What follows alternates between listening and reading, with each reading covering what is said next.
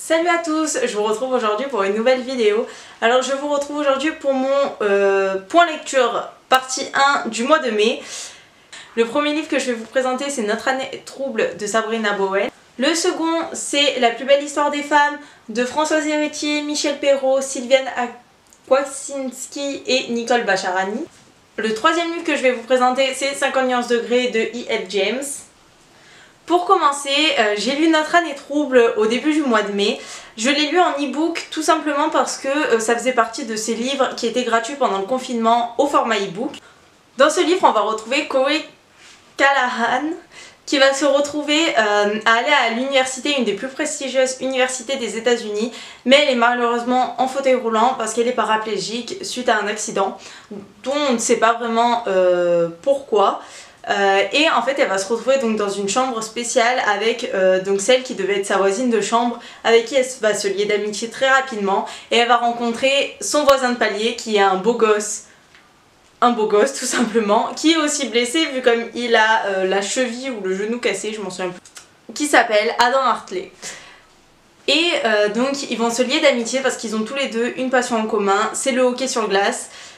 Et voilà, ils vont se lier d'amitié, même si donc Adam il est en couple, et voilà, et en fait c'est une romance. J'ai énormément aimé ce livre parce que déjà en fait on passe sur une amitié qui va se lier par rapport à un jeu vidéo en fait, et ils vont devenir amis, ça va être très touchant. On voit aussi le statut des handicapés. Et ça c'est vraiment très intéressant dans ce livre, vraiment. On va voir donc comment va faire Corey pour se débrouiller dans l'université en fait, tout simplement. Et en fait ce livre nous fait nous rendre compte qu'il y a des trucs tout bêtes comme aller manger à la cantine, que pour nous c'est pas un souci, mais que pour des personnes qui sont handicapées c'en est un grandement en fait, et qu'on peut rien faire pour eux malheureusement, mais que ça devrait être fait en fait, les bâtiments devraient être aménagés ou quoi. Et voilà, on va aussi traiter donc de sujets très particuliers par rapport aux handicapés. Donc par exemple, comment se passent les relations sexuelles, si c'est possible ou pas quand on est paraplégique. Et c'est quelque chose qui stresse Corey, qui est une handicapée donc de 17 ans, 18 ans. Donc ça fait partie de sa vie de tous les jours, et elle est là en mode mais comment je vais faire si un jour je veux faire quelque chose, je pourrais pas peut-être, je sais pas, je sens rien en dessous de ma ceinture, comment je pourrais faire. Et c'est ça qui est super intéressant. Donc en soi, ce livre, ce que j'ai aimé, c'est aussi ce côté du coup qu'on en apprend plus, mais c'est surtout les personnages en fait. On s'attache très facilement en fait aux personnages, que ça soit à Adam, à Corey, mais à tous les personnages en fait qui sont autour. J'ai découvert qu'en fait c'est une saga où on va suivre à chaque fois un personnage différent. Tellement tous intéressants, on s'attache à eux tous en fait, il n'y en a aucun qu'on dit, oui bon à part la copine d'Adam, j'avoue que je l'aimais pas du tout, mais sinon tous les autres on se dit oui et tout, je veux savoir ce qui se passe, comment leur vie va évoluer, et c'est ça qui est super intéressant. Je sais pas si ce livre est toujours gratuit au format e-book, mais s'il l'est toujours, je vous conseille grandement d'aller le prendre et de le lire du coup, parce que j'ai beaucoup aimé, il se lit seul, même si c'est une saga, je pense que je ne lirai que ce tome-ci parce que j'ai beaucoup aimé. Ensuite j'ai donc lu La plus belle histoire des femmes, donc de Françoise Héritier, Michel Perrault, Sylviane Agacinski et Nicole Bacharani, publié aux éditions Point. Donc ce livre je l'avais acheté pour mon cours d'histoire sur l'histoire des femmes au 19e siècle, parce que je trouvais ça très intéressant et que voilà, j'avais acheté 2 livres donc pour ce cours d'histoire et je voulais les lire avant mon concours blanc qui portait sûrement sur ça, mon concours blanc qui s'est passé en décembre. J'ai lu ce livre fin avril, début mai, je raconte n'importe quoi, début mai. Donc vous vous doutez bien que je l'ai pas du tout lu pour mon concours blanc qui se passait en décembre, hein. Bon c'est pas grave. Mais donc ce livre je l'ai trouvé très intéressant, comme vous voyez j'ai noté plein de choses qui peuvent m'être utiles pour les cours tout simplement, mais aussi dans la vie de tous les jours on apprend énormément de choses. On est en fait en même temps on est à fond parce qu'en fait c'est une sorte d'interview. C'est Nicole Bacharani qui fait l'interview donc de ces 3 personnes, donc Françoise Héritier, Michel Perrault et Sylviane Agacinski.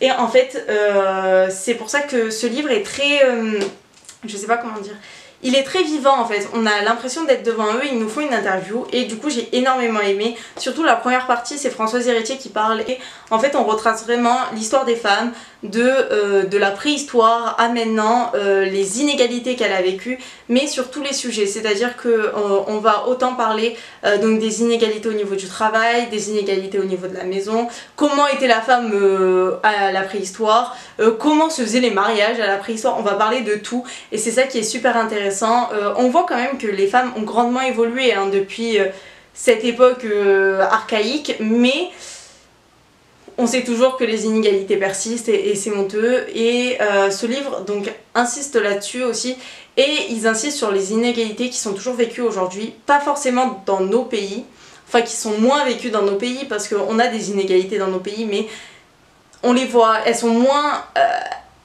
fortes que dans des pays moins développés. On va parler notamment de l'ablation du clitoris où j'arrive plus à trouver, mais en fait il y a un truc que j'ai été totalement stupéfaite parce que je savais que dans certains pays il y avait l'ablation du clitoris qui se faisait, dans certains pays d'Afrique surtout. Et je veux dire, ça me choquait déjà, mais encore, je sais pas pourquoi ça me choquait beaucoup moins que, normal parce que c'est encore plus horrible que ce qui est lu dans ce livre. J'ai appris notamment que dans beaucoup de pays, ça se fait encore. C'est reconnu comme un crime qu'on ne peut plus faire par rapport à l'ONU, mais c'est encore pratiqué dans certains pays pour que les filles, en quelque sorte, restent belles, vierges et pimpantes avant le mariage. Ce qu'ils font dans certains pays, c'est qu'ils coupent le clitoris en effet et ils cousent les grosses lèvres entre elles et il laisse juste un petit trou pour que l'urine et le sang des menstruations puissent passer. Et une fois que le mariage arrive, pour qu'il soit consommé, le mari coupe la couture quoi, avec un couteau. Et des fois le mari, quand il part par exemple en déplacement ou quoi, s'il n'a pas assez confiance en sa femme, la recoue. Je sais pas si vous imaginez quand même ça, et ça se fait toujours, c'est-à-dire que ça se faisait avant, mais ça se fait toujours. Donc voilà, ce livre, ça m'a appris des choses comme ça, et j'étais révoltée, et voilà. En même temps, ce livre m'a révoltée, mais je l'ai adoré. Je pense que vous comprenez vu le sujet. Par contre, j'ai pas beaucoup aimé la fin, vraiment, le livre était pour moi parfait, il aurait mérité un 5 sur 5. Et les 30 dernières pages, je sais pas ce qui s'est passé, je sais pas si c'est cette personne-là qui est interviewée qui l'a pas fait du tout avec moi, si j'ai mal compris parce que je l'ai lu, je sais pas, j'étais pas dans un bon mood, mais j'ai trouvé que c'était limite homophobe sur certains points. Et donc ensuite, j'ai lu 50 nuances degrés de E.L. James, publié chez Le Livre de Poche. Donc ce livre, je pourrais vous le détruire pendant une demi-heure, je vais éviter de le faire, hein. J'ai apprécié les 100 premières pages à peu près, j'ai bien aimé, je trouvais ça assez drôle. C'est pas que j'ai bien aimé, c'est que ça allait, tu vois, ma lecture ça allait et tout. Et la suite était une catastrophe, je me suis forcée sans mentir les 200 voire 300 dernières pages, donc il fait même pas 600 pages, donc pour vous, si il fait 650 pages, donc oui ça doit être plus que les 3, à peu près arrivé à la moitié du livre. Je me suis forcée pour le finir, voilà. Je vous ai même pas raconté l'histoire, mais je pense que vous vous doutez, c'est Anastasia Steele qui arrive un jour dans le cabinet, en gros dans le bureau de Christian Grey, et après il va se développer une relation entre eux, et en fait tant que la relation était pas posée, ça allait. En fait ça allait avant qu'on rentre dans le délire sadomasochiste pour moi, vraiment. Il arriva un moment où vraiment je ne pouvais plus, j'avais envie de tabasser Christian, surtout putain ses excuses. Mais en fait je vous explique, ce qui m'a encore plus énervé, c'est que si vraiment il avait eu une excuse du tonnerre de Dieu pour être méchant comme ça en fait, parce que c'est de la méchanceté, hein. Désolée mais en fait j'ai lu ce livre parce que ma grande sœur a lu les 50 nuances degrés, c'est d'ailleurs les seuls livres qu'elle a lus, donc je me suis dit je vais les lire. Et j'ai lu ce livre, elle adore et tout, et elle m'avait dit non mais ils ont un contrat. À la fin du livre, le contrat n'est toujours pas signé, hein, je vous spoil, mais bon, c'est ce qui m'a le plus choqué en fait, je crois. C'est que tout le monde dit non mais c'est un accord entre eux et tout, mais à la fin du livre, l'accord n'est toujours pas signé en fait. C'est ce qui me choque en fait, que personne, en fait ça me choque que ça ne choque pas grand monde en fait. Parce que c'est pas parce que vous parlez de quelque chose avec quelqu'un que c'est fait en fait. J'ai dit beaucoup de fois en fait là. Ce livre m'a tellement énervée. J'avais tellement envie de tuer Christian parce que ses excuses à 2 balles. Désolée, mais quand on m'a dit, quand il était là en mode oui, mon enfance, patati patata. Alors il faut savoir que j'étais vraiment genre à la page 50 du livre, je parlais avec ma mère et je lui fais ouais non mais je la sens trop son enfance, et là je sors l'histoire de l'enfance de Christian Grey que je ne connaissais pas parce que je n'avais pas lu le livre, je n'ai jamais vu les films, donc je ne connaissais pas son enfance. Et ma mère elle me regarde, me fait t'as totalement raison. J'ai fait mais c'était aussi prévisible que ça quand même, et de toute manière je m'en doutais hein. La fin je m'y attendais mais de ouf, je m'attendais à cette fin de toute manière, je le savais la fin. Et du coup ça m'a énervée parce que j'ai continué, ça m'a énervée. Je trouve que Christian il est mauvais en fait, tout simplement. Je trouve qu'Anastasia, j'ai envie de la réveiller, je lui dis oh cocotte réveille-toi petite, dis quelque chose. Je sais pas, tu pleures, il te fait du mal en fait. C'est limite, je trouve, de la violence conjugale. Limite là, on en est à ce stade-là. Parce que si encore elle était heureuse avec lui, c'est une chose. Mais elle pleure et tout quand même dans le livre. Et ça a l'air de choquer personne. Alors les gens ils disent oui, mais ça change dans le tome 2, dans le tome 3. Mais j'ai l'impression d'être là et de me dire, c'est comme si en fait tu disais à une femme qui était battue un peu, tu lui disais non mais t'inquiète, hein, peut-être que plus tard il arrêtera.